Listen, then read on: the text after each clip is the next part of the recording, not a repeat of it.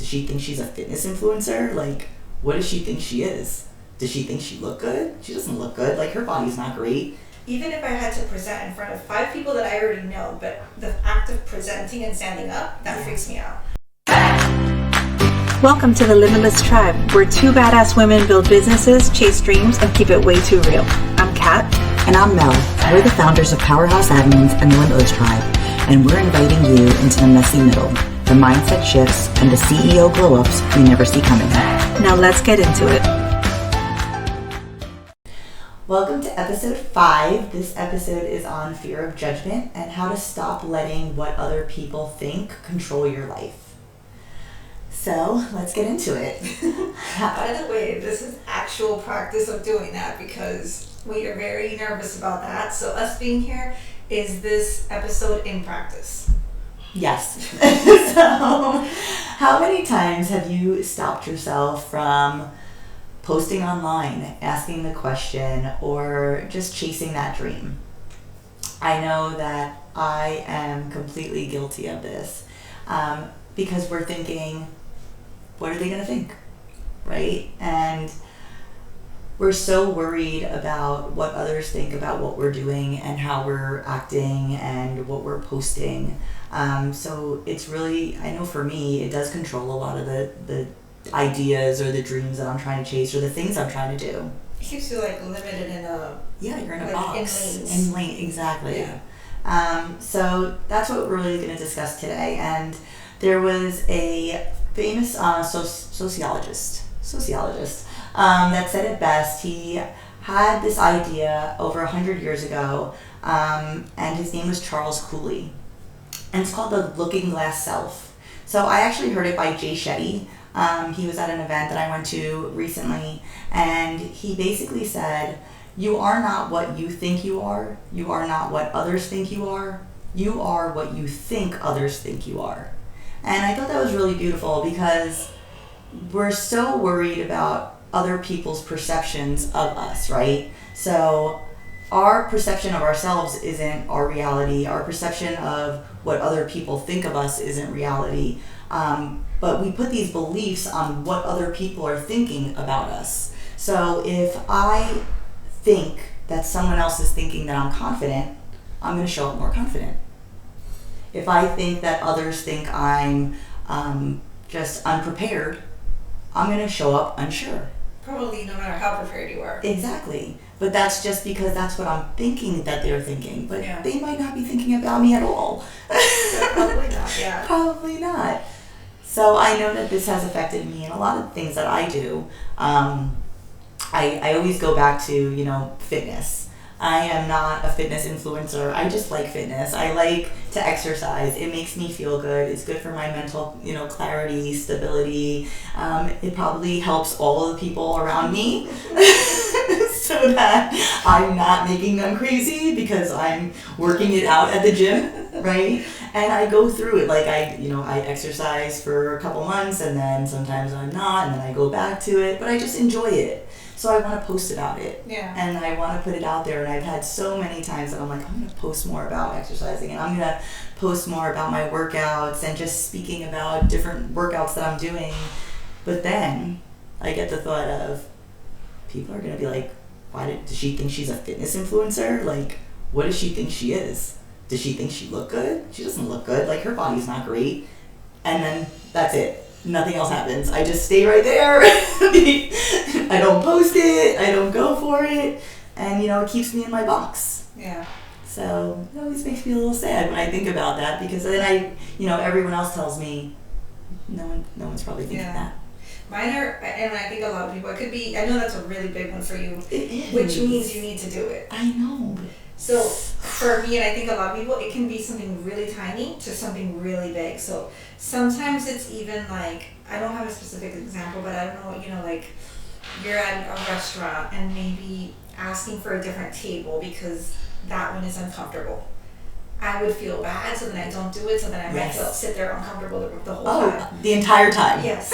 Or, so little, it could be as little as that, yes. or somebody saying they want something and you just follow along instead of saying, I don't really like that, because you think they're going to think less of you because you don't agree with them, which is not the case, right? To something really big, like this dream of really sharing that fitness and what it does for you, that's a big one for you. Yes, and if it comes up a lot, I feel like it makes me feel good. That means you need to do it. I know. Mine, this podcast was a big one, right? Yes.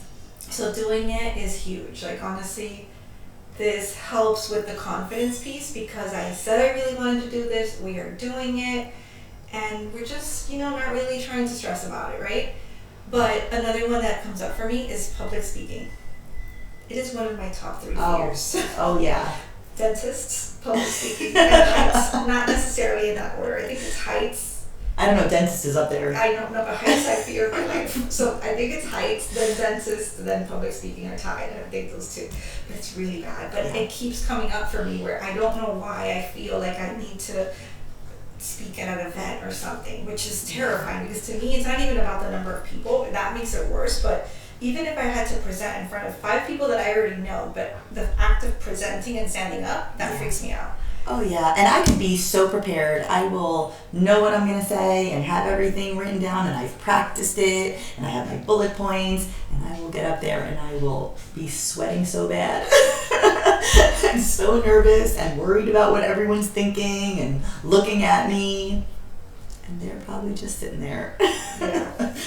So we're going to help you hopefully redefine and reframe the fear of judgment, right? So I think like what me and Mel we've talked about, what we feel like, imagine you are on that stage, right? Or even on a small scale. We've had work meetings that we had to present, whether they're on Zoom, whether they're in person. It could be a team of 10 or a team of 50.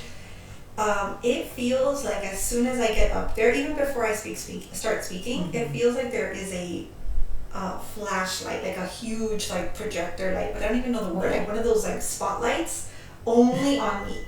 And it's like a zoom as well. So it's not just the light, it's a zoom. So if I have a hair out of place, if something is frizzy, every little thing that can be picked at, I'm hyper aware of that.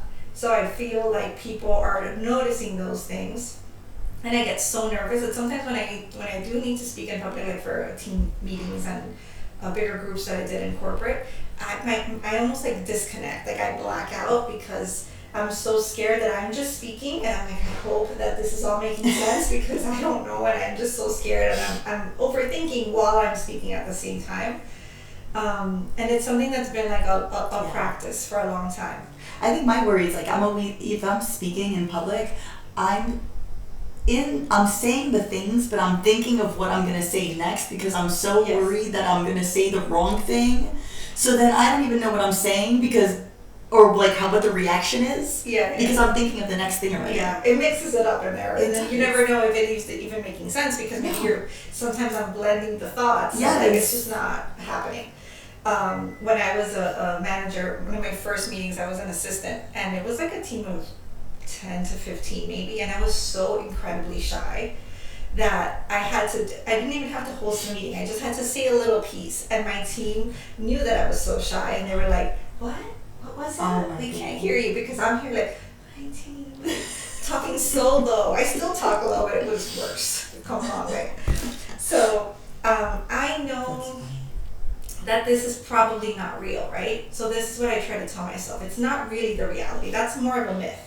The truth is, we're only like the center of our own worlds. We're not really the center for anybody else, right? So when other people are in this presentation or meeting or public speaking event, they're thinking about themselves, like how comfortable are they in their seat, the sound of things, how do they look, what are they learning from this event, aha moments. Like they have a little hair that's hanging from their arm that's tickling them. So, each person's life really revolves around them, and that's just normal. Like you're in your head all the time, you're aware of your surroundings. And I don't know how it is for other people, but generally when I see other people speak, I look at what they're doing really well, or I'm like, oh wow, and I take tips from it. I'm not really nitpicking at things. So that's the experience for more people. So that's the reality. They're not really spotlighting and magnifying glass looking at you. They're just in their own space, taking what you have to say. Some people are not even listening, right? They're in their own head. Maybe they have things going on in life. Like, everybody just has their own focus. So the people that are going to focus on you are the ones that are interested in what you have to say and are gaining something up from it, and not really people that are going to nitpick most of the time. So we want to reframe it, right? We talked about this a little bit with the inner critic, right? So what it is a fear of judgment, but what it really is a fear of rejection, right? Yes. We think that if they see us and they look a little too long, or we speak a little bit too long, they're going to notice our mistakes, our errors, our flaws, and then they're not going to like us, or they're not going to want to hear us again, or they're going to have something negative to say. But that fear of rejection sometimes is like extremist, right? It's tied to like that survival. Yeah. You know, like trying to, like, needing to survive and needing acceptance, right? When you're a baby, you need acceptance from your parents because that's where you get your food and love from. But as adults, like, we need to kind of reframe the situations. Like, if somebody doesn't like us, is it really life or death? No. Yeah. Is that really going to affect your whole world and your whole life? No. It's not going to change your life for you. It's not going to hurt you physically, right? And it's not even something that may stay with you really forever, right? It's just old programming. This is something that we're thinking that is happening, or we're making it to be something a lot bigger than it is, but it's really not. One of the quotes I heard in one of the conferences that I've done that I remember a lot, not a quote, like it's just something they said, and I try to remind myself is, they used to say something like, if you don't have a hater, or when you get your first hater, that's when you've made it. Yeah, I always hear that. Yes. And believe me, I'm terrified of this because even in like this podcast, which I have to say, I'm going to give us a little bit of kudos. We did this one today, like we're in this. Oh, yes. And we did not have to like breathe for set 10 minutes before we started. Like, we just did the thing. We're just doing it. Yes. So I feel like, as much as I would say, the more we do it, the easier it's going to get. And I was like, I don't really believe that. It's going to be hard every single time. It's a little easier. It's hard. It's a little easier. But yeah, I'm so, like, one of my biggest, I think, fears is with the podcast, the comments. And I won't look at them. I don't even watch that. Like, after, when the team posts it, I just stay away. I don't want to know anything about it because it scares me. Yeah, I think the same. I know they say it's supposed to be a good thing if someone like hates on it, but whew. There's always going to be a person. I think even the most amazing, like Mother Teresa, somebody will have a problem with Mother Teresa. You know, like, it's just impossible to please everyone. But knowing that this is just part of it, so with the hater piece, the thing that I think is a whole playing small, right? So if I play small and I stay within my friend group and work group, right, and I don't put myself out there, then there is less chances that I'm going to have that hater, right? Because my group is really good. It's really like a loving group, and no one's gonna know you though. Right, exactly. And now, and you're just not scaling big enough, and you're not able to hopefully influence and help on a bigger scale. Or grow. Yes. You're not growing yourself. You're staying in this small box. So in order to scale in anything and get really big and help other people, you do have to put yourself out there, and that is one of the possible casualties. But you don't have to make it mean the extreme thing that we often make it mean. It's not a big deal, it's just part of it. And usually, like we said, every person's their own world. So that hater, the hate is usually not about you. It's something with them, like, you know, they hate that same thing about themselves, so they point it out, or they don't feel good about themselves. Or they are having a really bad day. Somebody hurt them, so then they hurt someone back, you know? Because people that are super successful and people that are gorgeous, like, they're generally not bashing other people, you know? No. So, because they're too busy trying to grow their own brand or grow themselves. Yeah. You know, so no one has time for it. So you always want to take it from the source, you know? Yes. If the person is playing small, not like we talked about, not even in their arena and putting themselves out there, isn't really trying to better themselves, do you really want to take advice or a comment or anything from that person? Yeah, do you really care what they have to say? Don't make it mean anything, right? So we've talked a little bit about the inner critic in a previous episode of just really close to my heart. Perfectionism as well. So this all kind of ties together with this fear of judgment, the perfectionism, which means that any flaw is going to be pointed out because maybe it has been in the past, right?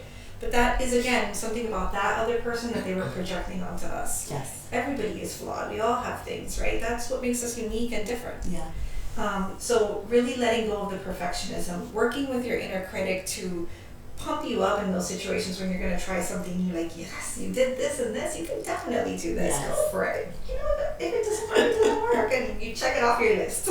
So use all the skills that hopefully you've been learning in the last couple episodes to be able to put yourself out there more and work on these things that you've been wanting to do for so long. Another piece that's big for me, and I try to think about, is so the scary things that we do that we think nobody is looking at and or we're doing terrible at are inspiration for other people. Yes. I've had people tell me, like, like people that I've known from my beginning days in corporate, right, to now, wow, I've seen how much you've grown, it's been amazing, you know? Or, you know, we used to do vision boards that everybody thought I was crazy and in like a retail store, and they're like, oh, that really made a big difference for me, and I still do them today. Yeah. I did a MLM for a little bit, right, and I had to do videos, and I am a very simple person. Like, I barely know how to put on makeup. Like, I do two things and that's it, right? My hair is brushed. If I have like a blow dry brush, because I don't know how to blow dry my hair, it has to be a special blow dry brush to just do it easier. So I don't know how to you know, do all these things, and this MLM was for skincare and makeup and, you know, hair products. So I went on and I spoke online and I did tutorials and I did the scary things, and I thought everybody's like skipping through it, and people would be like, oh, I saw your video, you talking about the products, you sound so confident. Like, they were really good. People in other countries, like family members or friends that I never speak to that I didn't think were watching, and people were like watching and noticing and You never know. You Yes. never know who's watching you and who you're giving inspiration to, or who needed it at that time. You know, Yes. who was going into a meeting and they were so worried, and then they saw you speak and they're like, "Oh, I can do this," you know, or Yeah. saw you post something and they've been wanting to post it or post something, and then now that person is inspired to do something. So you don't know how many people you touch. Yeah, it's really, and honestly, that's like the purpose of it. Yeah. So with our business, with Powerhouse Admins, we've started right in 2023. We just got on social media in 2025. I don't know why. I just left her for last. So we finally got on there, and Because you were waiting for me. yes, that's true. I needed a buddy. So we started to do some videos and things, and those, like, we do the video, we send it to our team, they post it, we don't rewatch it, right? And we don't have a ton of followers yet, so if you want to show us some love, please do. So we don't have a ton of followers, and we don't get a ton of interactions. We get some, but not a ton. So it feels like nobody's really looking at it, nobody's watching. But lately, people reach out that never interacted with the posts and are like, oh, I saw what you guys are doing. This is so awesome. I might need that for my business. Can you tell me more? And it's people that I haven't really spoken to, like, in person in like 10, 15 years. Yeah. That's amazing. So you really don't know the reach that you can have and how it can affect other people. But if you put yourself out there, being genuine and really wanting to help others and just share anything that you learn or putting out something positive, or I agree. And even if it doesn't have, like, if they're just scrolling through and they see the post, but it doesn't affect them right now because they're not into it or they haven't seen it, but later on they need something or they remember, or they're like, oh, I saw this one time, let me go back and check. Yeah. And then, you know, it could just trigger something in your life or at the perfect time come to be.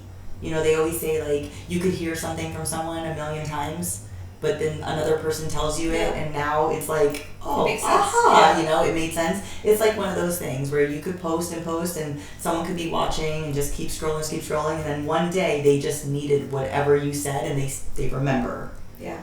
and it hits them. So you don't know who's going to affect and who's going to touch. Absolutely. And like for the business thing, I think the people that know me know that I've been shy and I'm a nervous person and I'm anxious and I am not the one to put myself out there.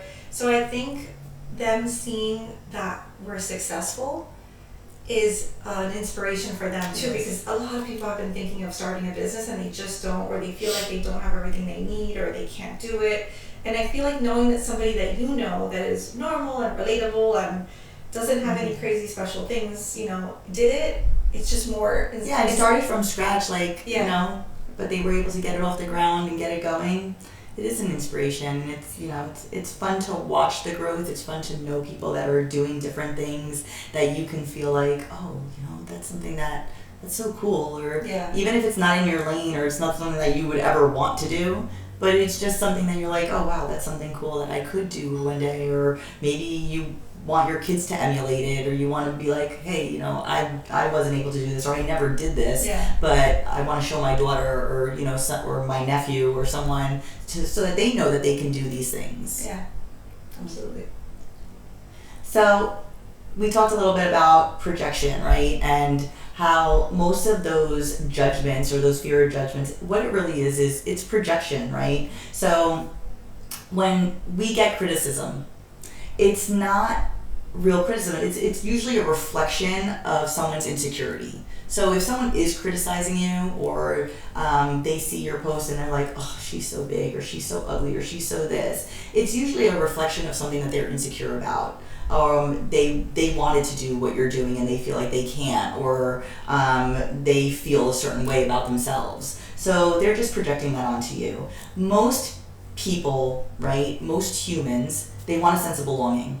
They want community. So most are not going to go out of their way to critique everything about you, or to criticize everything you're doing, because they want to be a part of it. They want to be a part of that community, I know I did. I always wanted to be a part of some type of women's group, or something that I could feel like if I needed advice or needed help, like, we could just talk about motherhood. Motherhood is hard. Yeah. It is so hard, and there were so many times that I thought I was failing as a mom. Like, I'm just not doing it right. And we did it so young, and we didn't know each other. Yes. That, like, at that age, nobody that I knew had kids. Like, I'm like the only one that's having a baby shower at 19. Yes. So there weren't, like, I think people that are a little older have mom friends, you know, but we didn't have that when we were. So I always felt like everyone was like critiquing the way I was raising my daughter, or what I was doing, or if I was working too much, or if I was, and that I was young, and she's a young mom, and you know, how could she be such a young mom, and like all these things.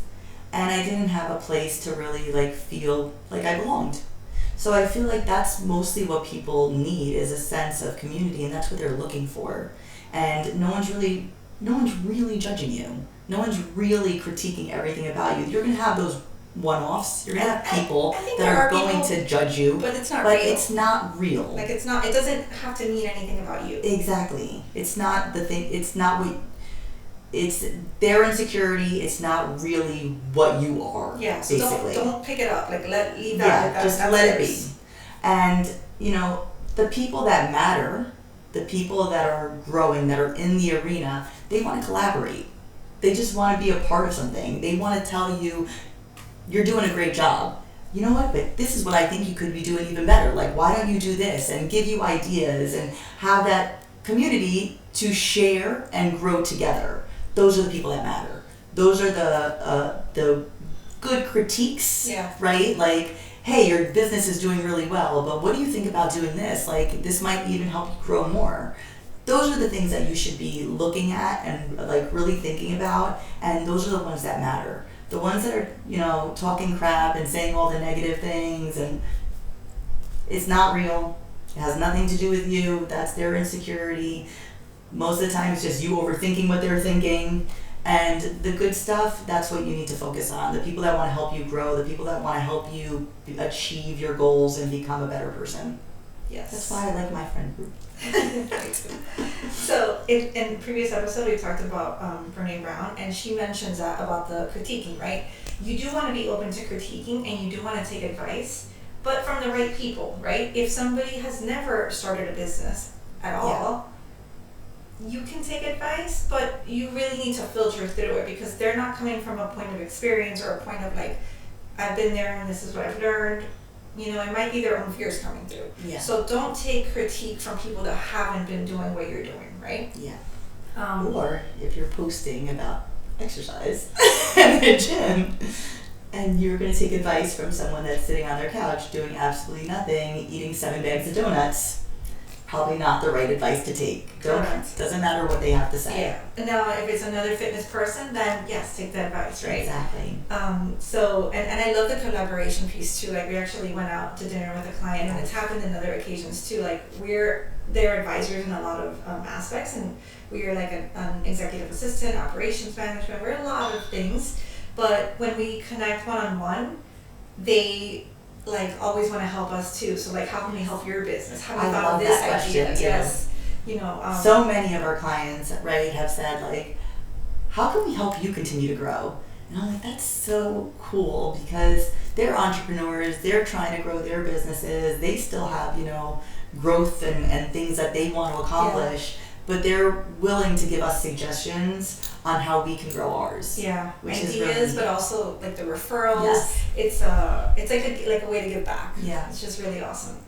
So, and then the last thing on this piece, and I'll move forward. Something I was taught, and I wonder why were other people not taught this? I don't know if this was at home or at school, but I know most of you remember, like, if you have nothing nice to say, don't say anything at all. Mm-hmm. You guys heard this somewhere, right? Was this school? I feel like it might have been school. It was school.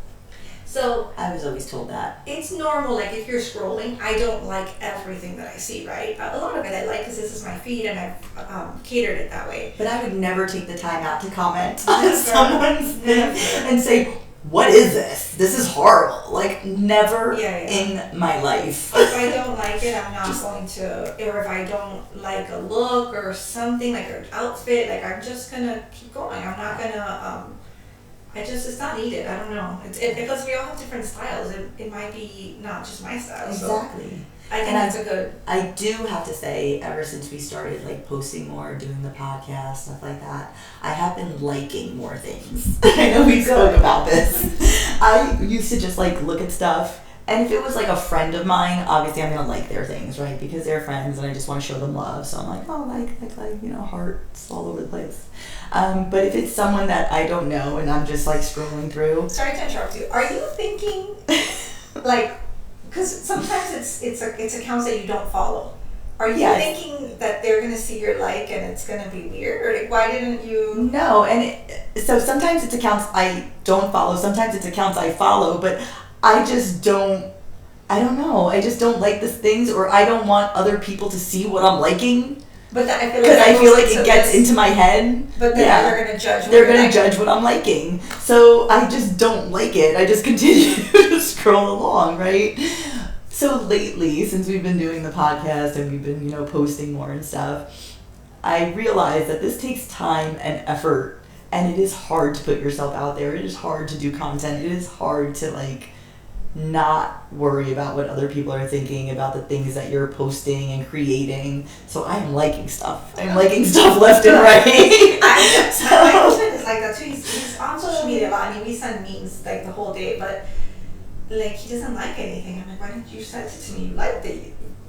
I am the opposite. I'm like, oh my god, they're kidding. I don't even know who it is, but they're engaged and they look so happy. That's where I'm at now, though. It's like not even something that I care about, but I feel like they put a lot of work into it, and it looked cute. So I'm like, People have like glow-ups or like a weight loss journey. I'm like, oh my god, amazing. Or like they started a business, or I just know that it takes so much effort. Or like a quote. If I like the quote, I'm gonna like it, you know, because it's nice as the person doing it to receive the recognition and they like, you know, keep doing what you're doing kind of thing. So that's why I do it. So I'm glad you joined the I joined the list, and I just want to let you know, if you do follow me and you see that I'm just liking lots of stuff, like it too. Go ahead and like it for that person. They spent a lot of time on it. Yes. Like our stuff. It's hard. It's not easy. So we're gonna break free, right? We talked about reframing, right? Nobody has you in the spotlight. We're going to go back a little bit. The cost, what is this costing you? So in order to change, usually you need to see that you're missing out on things, right? Mm-hmm. That you're, that this behavior is costing you more than what it would cost you to put yourself out there. Yeah, what are you missing? You're missing out on stuff in life, right? You're missing out on a business opportunity. You're missing out on taking a new role in a job. You're missing out on making new friends. right? Or meeting new people. Yeah, even trying new things, right? Like, Yeah. because it could be so many things. We went recently, a friend suggested it, and I'm in my yes era, so they suggested we do an aerial silk class, and I'm like, not athletic at all, or strong. And we went, and it was hilarious Interesting. and fun, you know? It was and a lot of fun. I can check off that I've done an aerial silk class. I look like a fool.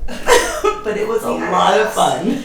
So when you're not showing up, you have so many missed opportunities, from tiny ones to huge ones, and usually they stack up and you remember them. Like you start to feel like the regret for the time you didn't speak up in the meeting, for the business opportunity you didn't take, for sometimes something that happens to me that I'm sometimes shy about is sometimes I see a girl and she looks so pretty, or I love her outfit, and I think it in my head like, oh, she looks so pretty, or she looks so confident, and I don't say it. And I've had people say it to me, like random, like we're passing, like leaving the bathroom or something, and not somebody that I know, and it feels amazing. It does. For someone to say, hey, I love your dress, or I love your shoes, so that's so something if I you wanna know do. that it feels amazing, you know, you want to pass that on. Yes. So, and I think about that. So these are like, when you miss these opportunities. Do you like walk away and keep that in your head, like, man, I should have said that to her, Yes. and then it stays with you for the rest of the day, because that happens to me. Yes. Like I'll be like, damn, why didn't I say it? That's what I'm saying. Like you hold this regret, and then they start to like. I still remember old scenarios where this happened, and this is already a long time ago. Another one that's been happening to me recently is sometimes we'll go somewhere and there's a girl by herself. It's happened to me twice. It's like a public place, like a dinner, or one was like a food truck hall, but it was clubby. It was a weird vibe. It was very good. Very like they had music room. I think it was in Fort Myers. Oh yeah, that was it was fun. And there was a girl there that had complimented me, and she looked like she was by herself, and it was the three of us. And I was like, do I invite her to sit with us? And like, we should have. Yeah, so I still think about that girl. So I'm trying to be like more, you know, I'm a super girls girl, but I'm also really shy, so then I don't do that. So don't let these regretful moments kind of like stack up. You don't want to regret things that you didn't do. You'd rather say, okay, I did it, it wasn't for me, but not regret that you didn't do things, right? Don't care about what other people think. And don't let that make you a prisoner of what they think, right? It might not even be what their real thoughts are, like Mel was saying, but you thinking and assuming what their thoughts are keeping you a prisoner in these lanes or in this box where you're not doing the things that you're wishing you did, right? So right now I'm going to ask you to pause and just think of like one thing that is kind of like that regret, right? That you could still do. A business idea that you've been, talking about for a while but not really doing because you're scared of showing up with it. Or maybe somebody that you follow on Instagram that you want to be friends with, maybe grab coffee with, or you want to shoot your shot with somebody, right? Maybe That's you exciting. want to take a cool class. Maybe you want to try out yoga and become an instructor, but you're very unflexible like me. I mean, becoming the instructor is part of the process of, I'm assuming, you become more flexible, right? So I feel like that's one of mine for like old age. When I'm like 70, I could be one of those yoga instructors. So I'm gonna join you on that. I love yoga. So think about it.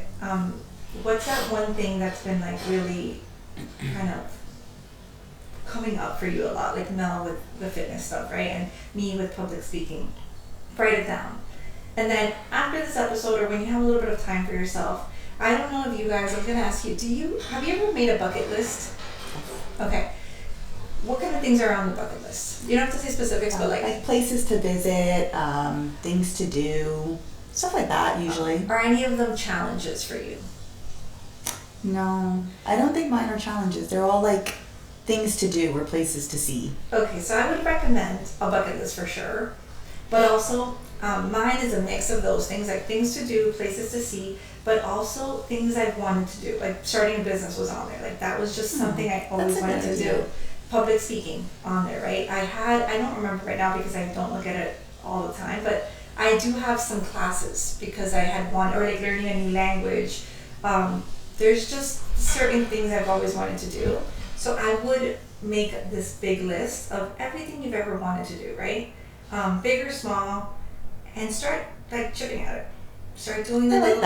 I like that idea. Yeah. Because there's so many things that I can add on there as my my goals. Like showing up for the fitness community for people that need inspiration. Yeah, or just posting more in general too, and putting myself out there more. Yep. So put it all on the list and pick an item or two and start working. And if you need to build up to it, then go small. Start with the little things and then go upwards. I just want to go to a restaurant and start randomly dancing when there's music on. I don't know why this is like on one of my top things. Is like I'm so shy when we go out, and like there will be people like there's just music playing and people just get up and start dancing out of nowhere, and they're having a good time, and I feel like I'm admiring them. So I think other people are. I don't think anyone's really judging them, but I'm like, oh my god, they're gonna think I look so dumb. So I don't do it. This is like big on my list. Me too. I'm not a good dancer. Me neither, by any means. But I really feel called to dance. Me too. So when people are dancing, like especially my family's Colombian, so especially when they're dancing, it's such a cute dance. I'm like I could just sit and watch them dancing for hours because it's so nice how they move and it just flows. It's really beautiful, but I can't bring myself to go out there. It would take a lot. It has to be a dark club with lots a of lot drinks. of people and a couple of drinks. And I would love to just go out there and have fun. Like a gummy. I missed a lot of opportunities, I missed a lot of opportunities with dancing because I didn't want to go out there and I just sat in the chair the whole time. Yeah, me too. I feel the same way. Like I always tell like my nephew or like my stepson at dance, like go dance. Don't not dance. You have to dance. I think they like to dance, but I think they're, I don't know how they would be. I really don't know how they would be in like a school setting with the dance or anything. I know like they didn't dance at my wedding, so I don't see them really dancing. But I always say like don't miss that opportunity because the girls want to see you dance or like Yeah. So that's a big regret of mine. I actually would like to take classes, which is on my list, because I love dancing, and if I could dance really well, I want to be out there the whole night. I took classes and I still wouldn't go out and dance. I but need to get I think past you that. need more. Like, classes. I need more to. I took a class too, but I need more. I need like remedial and like a lot to like feel and the confidence work to really get out there. But that's a big one because I've missed a lot of fun moments. Yes. So that's going to be on my list. Good. And we're going to do it together. I'm down. Okay. So the message is right. Take messy action. Exposure therapy. So anything you want to change or improve about yourself, you have to like do it, right? So start with the little things. Picking a restaurant, because normally you don't want to pick it because you don't want to pick the wrong place. Yeah. Pick the place, right? Start with the little things, and you start to build a little bit of strength with your, the decision making and putting yourself out there and not worrying about what people are going to think about every move you're making. And then you'll be able to do the bigger ones. Work on your bucket list. And then pick that one thing that you're going to move forward with. And then the last thing is focus on serving, right? So if you're out there and you're dancing, right?